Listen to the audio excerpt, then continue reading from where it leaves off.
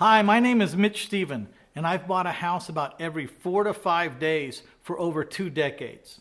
That's about 100 houses a year and over 2,000 houses in my career. But hey, that and $7 will get you a really nice cup of coffee at one of those expensive coffee houses.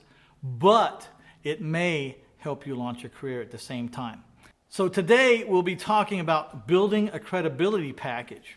Now, every investor on the planet is completely reliant on his ability to find funding, or someone's got to fund these deals.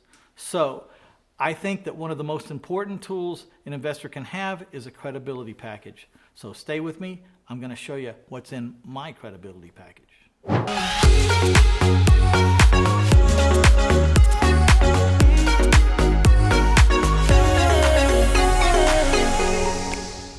So what should be in your credibility package? There are about 6 things that you might want to include. I think they're all very important. And it starts with your personal bio, where you give a short description of who you are, where you're from, and why you're the right person for this business. Number 2 is the strategy that you are employing, or how it is your business runs. What is your strategy? And describe that in detail. Then after that description of your strategy, you may want to have some examples of how a deal works, like spelled out using real numbers. They would be like case studies that are typical of the kinds of deals that you do. And don't be afraid to show your profit. A lot of people are afraid to show how much money they're making or how profitable their business is. If you're out there looking for money, lenders need to know that your business is profitable. That's how you can pay them back on time with no problems. So don't be afraid to show your profit. Don't exaggerate profits and don't underplay profits. Just use a typical deal, whatever that typical profit is, put it in. If that's $5,000, put in $5,000 as a typical profit. If it's $20,000, make a case study that shows a typical profit of $20,000. Tell the truth and be as accurate as you can. Even if you're making up the case study a little bit, make sure that the case study is in the spirit of what actually happens in your business.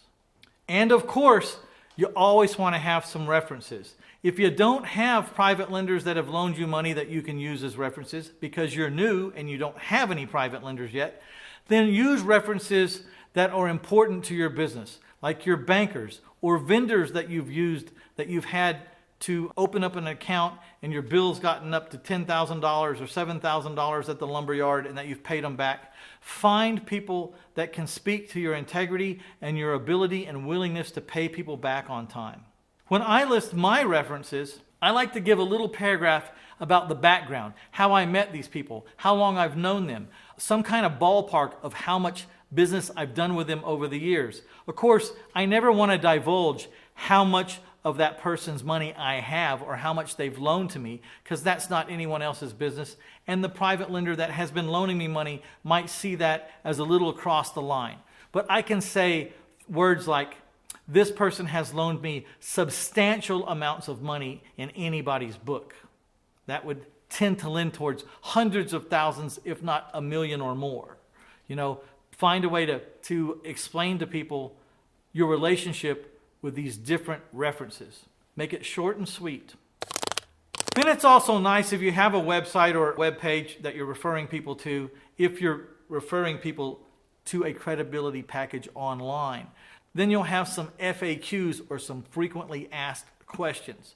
Now, even if you're handing in a paper pamphlet or a binder with pages, you can put in some of the frequently asked questions.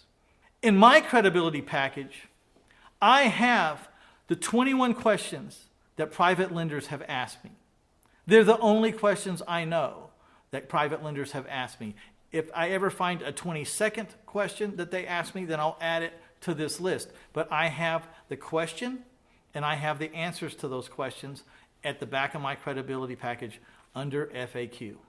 And then, if the timing's right and you actually have a real deal that you need to have funded now, then include all the specifics and the photos and whatever you think you need to explain this opportunity to your private lender in the package. It's always nice to have something that you can move on right now.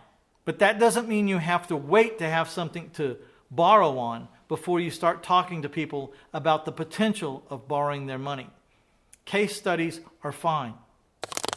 Credibility packages are important because it's your chance to legitimize your business and your time in this business. It's a chance to show some of the accolades that you have and the duration that you've been doing business and the consistency that you have.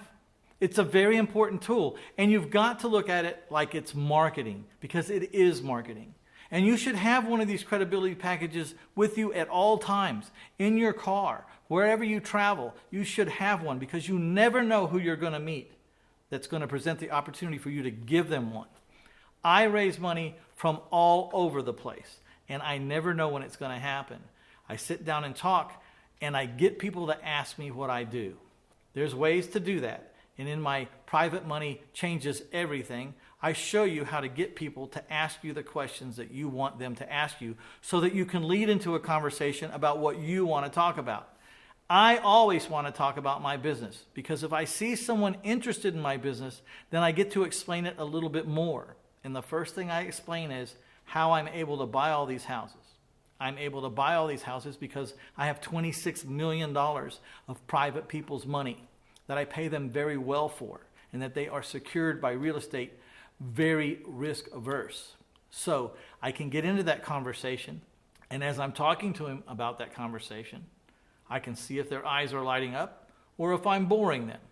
If their eyes are lighting up, then hopefully I've done what I've told you to do, and I have a credibility package pretty close. And I say, hey, if you're ever interested, why don't you read through this and call me?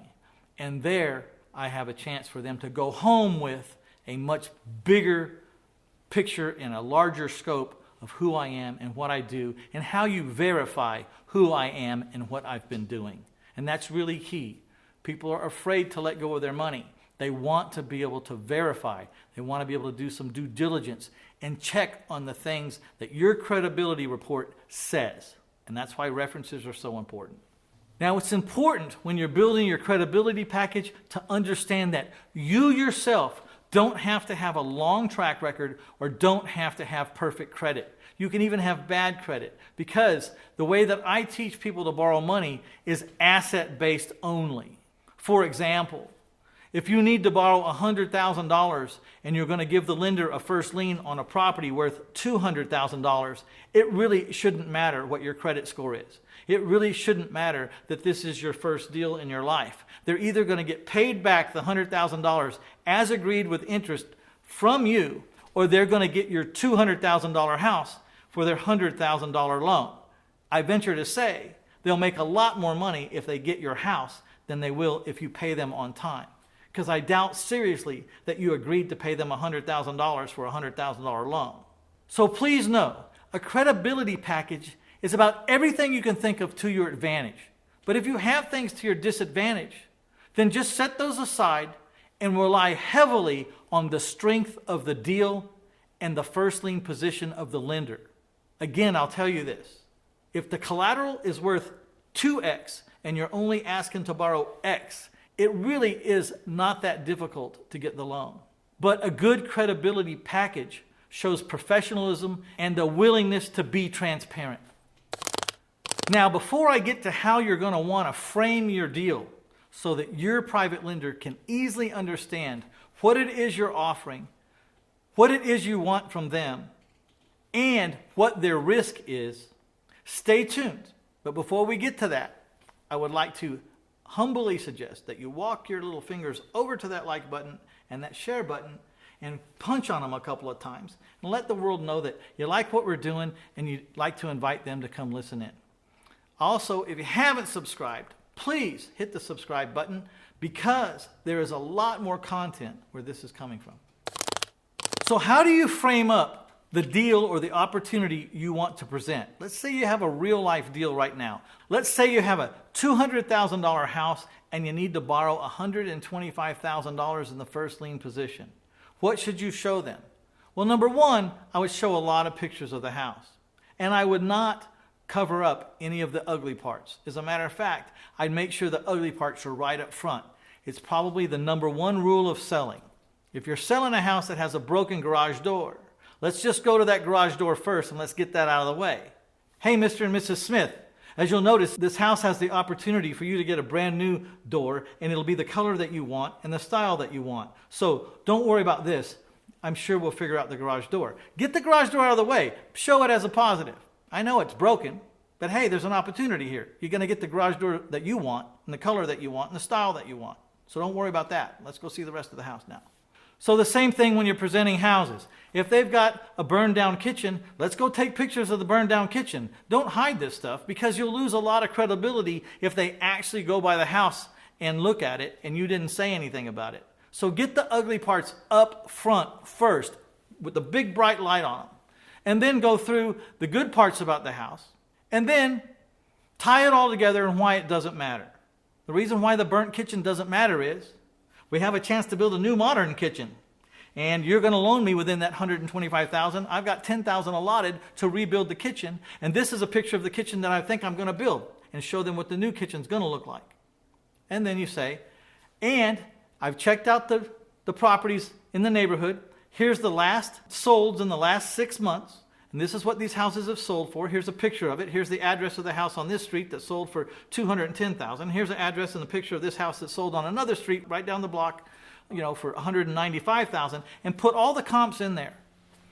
So that if they hire someone, or if they are savvy enough to get into MLS themselves, that they're going to go find the exact comps that you presented them with. And this again will up your credibility. You told them these were the comps. They went to find the comps for themselves, and guess what they found? They found the exact comps that you told them about. Now this is where some people make some mistakes. Sometimes there's some low comps, and investors try to leave those out. And they only show the very highest comps. This will get you in trouble all the time. People will recognize you as a manipulator and that you're not really being transparent, because people do check, especially the first-time lenders who have never lent money to you before. They're probably going to drive by that house. They're probably going to call some friends or an attorney and a realtor, and they're probably going to run you through the ringer, and they're going to run this house through the ringer, and you need to be dead on with what you're telling them. And that's really where the credibility of the credibility package comes in. Not that you've been in the business 20 years, not that you did 1,000 houses. That's not it. It's that you said these houses sold for this price. I got in a computer with a realtor friend of mine, and you were telling the truth. They all sold for this price. That's where the real credibility comes in. Make sure everything they can verify is dead on. Last but not least, the difference between private money and institutional money is private money is usually more expensive, but it's lightning fast. Institutional money is cheaper, but that deal will be long gone by the time they decide to give you the money. So you use private money to strike fast and get your hands and occupy and own the deal. And then after it's all stabilized and it's been repainted and leased and it has the white picket fence around it and the trees have been trimmed and the flowers are blooming, then you walk it over to the bank and you get the low money to replace the expensive money. You walk it over to the bank and you get the inexpensive money to replace the expensive money. You get the expensive money back in the hands of your private lender so you can go buy another house with it tomorrow. And it's kind of an endless cycle. Let's just say you had $1 million worth of private money. You could probably buy the whole town with it, one house at a time. Get the money out, fix it up, go to the bank, use bank money to replace the private lender's money. Private lender has his money back. Now you go find another house, you borrow the money back from the private lender, and you could do that endlessly and probably buy the whole town, in theory.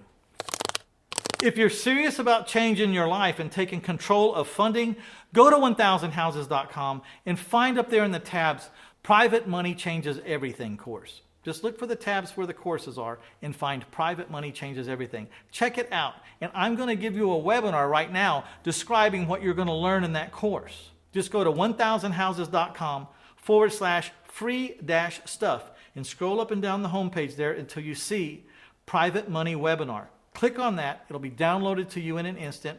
If you haven't mastered the art of raising private money, take this year and do it. Believe me, it's life-changing.